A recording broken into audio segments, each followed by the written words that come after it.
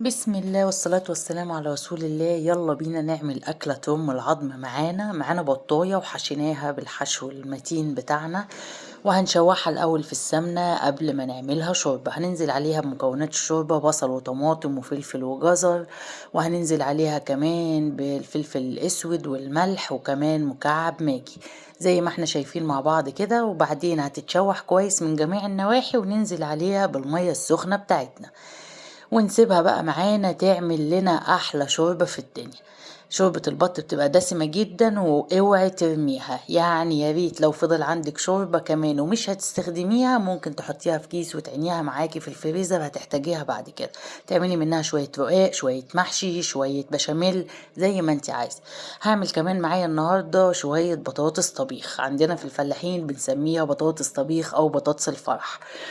هنخدع لها عادي خالص، هنحمر معانا البصلاية زي ما احنا شايفين، بس التركات اللي بتخلي الطعم يختلف من واحدة للتانية: انا بنزل عليها بفصين توم في التحميرة، وكمان حتة فلفل حراق قوي تطعم لي البطاطس معايا.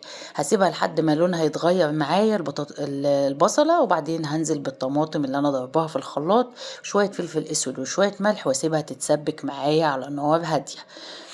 هعمل كمان شوية رز بالشعرية جنبهم. انا النهاردة مع البطة ما حبيتش اعمل محاشي، قلت نجدد بقى شوية، نخليها كده شوية رز كده وبطاطس وفتة وسلطة، ويعني الحياة تمشي برضو، مش دايما تدوري على التعب علشان ما تهلكيش نفسك زيادة عن اللزوم.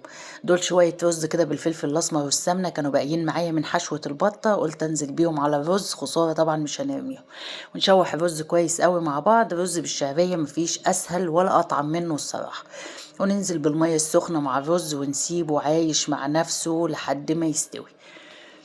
هنا زي ما احنا شايفين كده مع بعض اهو، ماشيين خطوة خطوة. يبقى خلصنا من البطاية وخلصنا من الرز اهوت. كمان نرجع بقى لتسبيكة البطاطس. اتسبكت معايا، هنزل بمكعبات البطاطس اللي قطعتها وغسلتها كويس، وهنزل عليها بشوية توم ني حلوين كده دقيتهم في الهون، لان البطاطس بتعشق التوم خالص.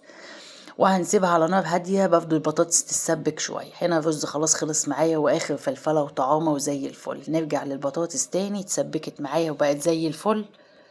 هننزل عليها لحد ما نشوفها كده استوت خلاص معانا. هننزل عليها بالشوربة بتاعتها بقى اللي هتظبطها خالص. نزلنا معلقتين 3 شوربة كده حلوين لحد ما حسينا ان سمك البطاطس بقى كويس. ظبطنا ملحها وسبناها 5 دقايق على النار، وهنطفي عليها، وبقت البطاطس جاهزة معانا زي ما احنا شايفين.